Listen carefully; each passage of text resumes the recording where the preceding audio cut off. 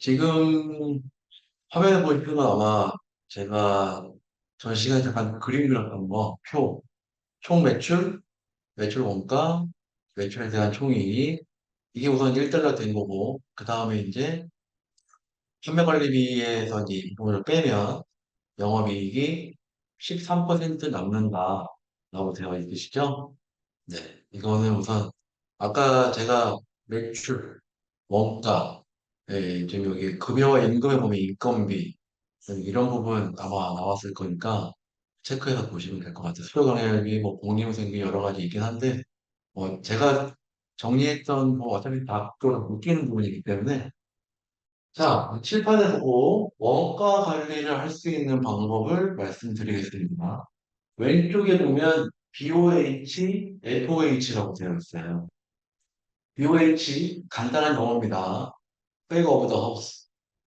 FOH front of house. 통상 BOH를 주방이라고 부릅니다. 그리고 FOH를 홀이라고 부르고요. 자, 원가 관리를 할 수 있는 방법을 커다랗게 나누자면 식자재 컨트롤하는 방법이 있을 수가 있고 서비스 컨트롤할 수 있는 방법이 있을 수 있고 인력을 컨트롤할 수 있는 방법이 있습니다. 여기에서 이제 하나씩 설명을 드릴게요. 식자재를 컨트롤할 수 있는 방법을 어떻게 매니지먼트 하냐면 BOH 주방이 매니저 정도가 되시게 되면 레스토랑인데 한 150평에서 200평 정도 되는 매장이라고 생각하시면 되고요. 물론 근데 이거는 규모가 크다고 해서 더하고 적다라고 해서 안 하고 하는 부분은 없습니다. 대신에 적은 인원으로 하면은 조금 더 서로 생각하는 바를 잘 알 수가 있기 때문에 조금 더 그 유기적으로 움직일 수가 있겠죠. 식자재를 컨트롤하는 방법. 식자재는 우선 어떻게 해야 되냐면 먼저 관조리, 관조리 된 상품을 먼저 준비를 해놔야 빨리 나갈 수 있을 거예요. 라면을 끓일 때 면을 만약에 그러니까 이거는 그냥 뭐 어떻게 보면 극한적인 얘기인데 면을 미리 한 번 삶아 놓는다면 그러니까 완전히 삶아 놓는 게 아니라 조리가 빨리 나갈 수 있도록 한 반만 삶아 놓는 거죠. 반조리 상태로 되어 있는 부분이 조금씩 있는 게 있어요. 그건 이제 주방 설계를 할 때 그런 식으로 많이 하거든요. 여기에서 여러분들 생각해 보세요. 대파, 양파 샀어요, 오늘. 근데 내일 양파를 오늘 대파를 다듬지 않으면 내일 대파가 어떻게 되죠? 그대로 있을까요? 아니거든요. 생물이기 때문에 뒤에 있는 녹색 부분이 노란색으로 변합니다. 노란색으로 변하기 시작하면 그 노란색 부분은 처음에 이제 프랩이라고 준비를 할 때에는 다 버려야 돼요. 그럼 거기서 뭐가 올라가죠? 거기서 원가가 올라가는 거예요. 양파 같은 경우에 이런 식으로 양파가 되어 있어요. 껍질을 까기 전에. 근데 이거를 이렇게 따내거든요. 양파를 이제 음식에 나가려면. 그러면 이 부분은 립이라고 하는데 이거를 이만큼 따는 거하고 이만큼 따는 거하고 다르거든요.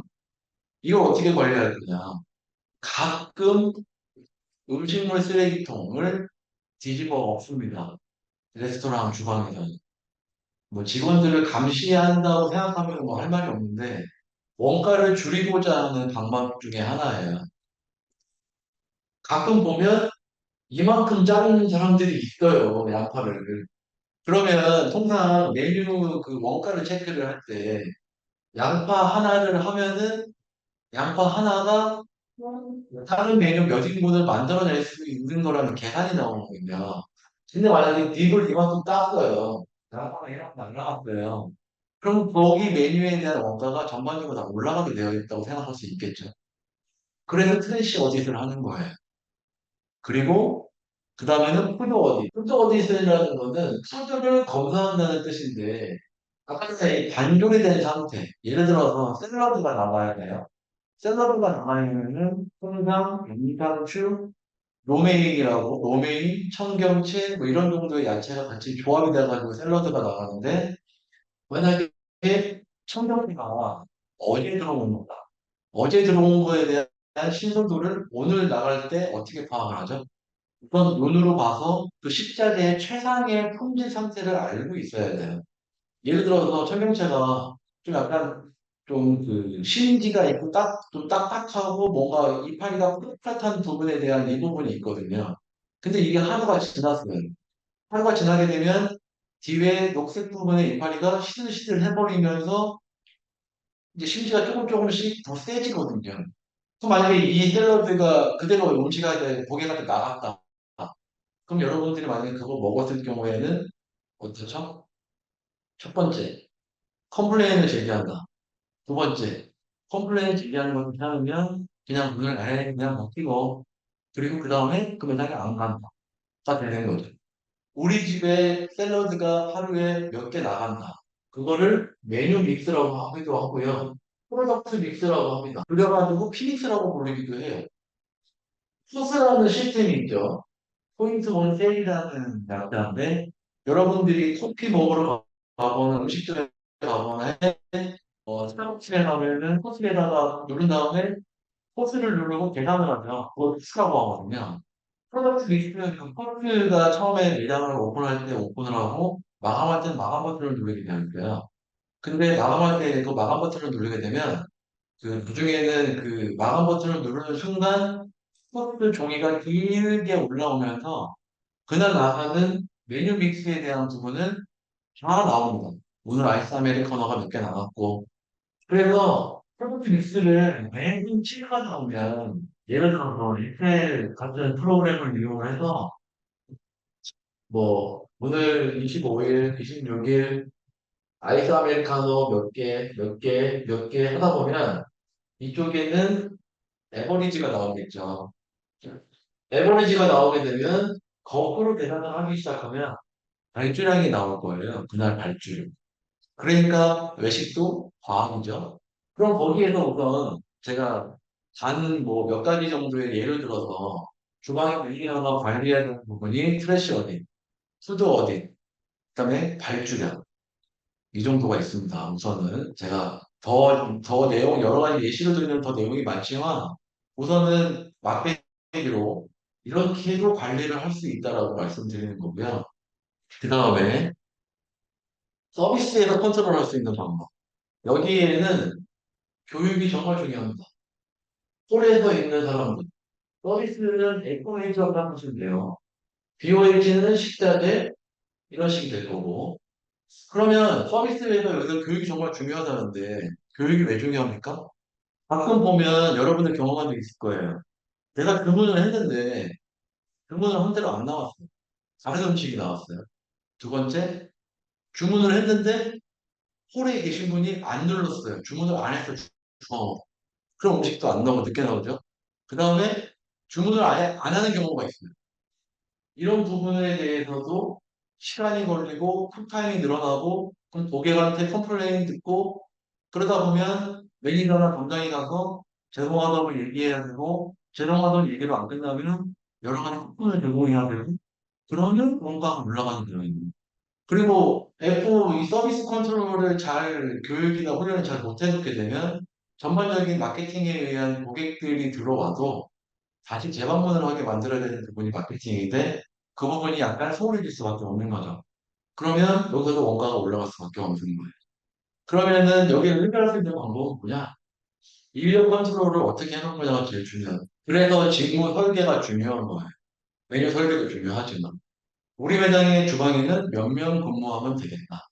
우리 매장의 홀에는 몇 명 근무하면 되겠다라는 직무 설계와 스케줄 설계가 필요합니다. 왜 얼마나 중요한지는 이제 아실 거라 생각이 들고요. 그다음에 인력 컨트롤, 지금 인력 컨트롤까지 제가 말씀을 드린 거예요. 화면 한번 보시면 아까 전에 그 P&L이 나와 있고, 그 다음에는 좀 약간 쏠수 있는지는 모르겠지만 이거는 좀 보시면은 1월 달부터 12월까지의 매출을 기록한 거고요. 오른쪽에 노란색으로 표시된 거는 1월부터 12월까지의 매출 평균입니다.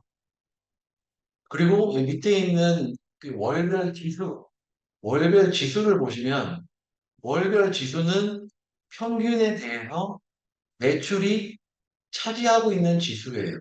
12월 달 매출 나누기 평균 매출을 하면은 이 지수가 나온다고 생각하시면 돼요.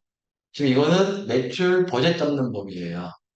우선 뭐 이렇게 중요한 부분은 아니니까 우선 이렇게 잡는구나 라고 판단하시면 될 것 같아요. 중요한 건 뒷부분에 나옵니다. 월별로 매출을 세웠으니까 주간으로도 세울 수 있고 일별로도 세울 수가 있습니다.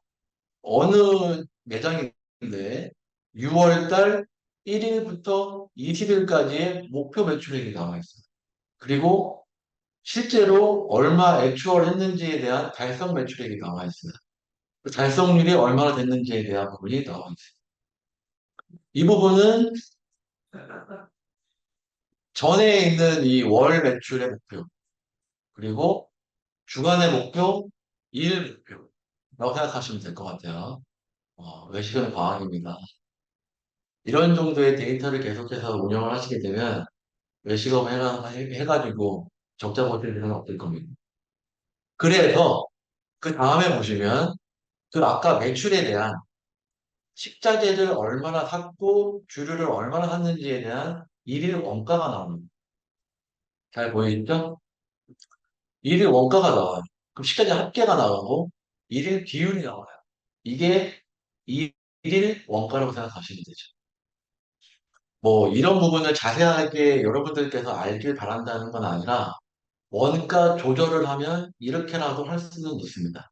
이 부분을 다 신경 써야 되다 보니까 외식업을 운영하시는 분은 상당히 할 일이 많으시죠. 그래서 어떤 분 같은 경우에는 뭐 12시간 하시는 분들 되게 많아요. 그래서 외식의 매장에 진짜 맨파워를 띄워야 되면서 중간중간에 이런 부분에 대한 컨트롤을 해줘야 되거든요.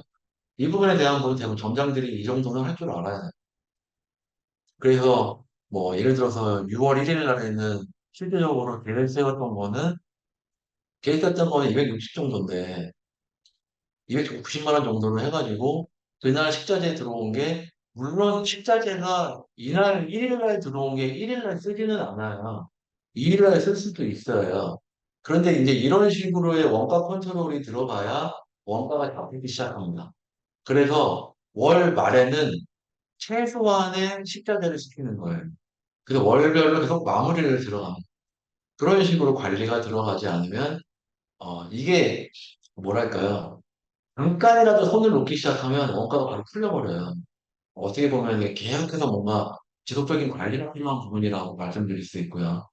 그 이제 이 부분이 인력의 세팅을 어떻게 할 거냐. 예를 들어서 지금 1이라고 써 있는 거를 그날 출근하는 사람들이에요. 그러니까 그날 사람을 몇 명으로 맞출 거냐. 이거는 지금 뭐에 관련된 거냐면 자세히 보시게 되면은 주말 매출이 약간 높아요. 금요일, 토요일. 보시면 여기 매장의 특징은 목요일까지는 고만고만해요. 일요일에서 목요일까지. 그리고 금요일, 토요일이 바빠요. 보이시죠? 월요일, 일요일에서 목요일까지는 200, 뭐 260 이 정도 하다가 갑자기 금요일, 토요일 날 주말에 갑자기 매출이 늘어나요.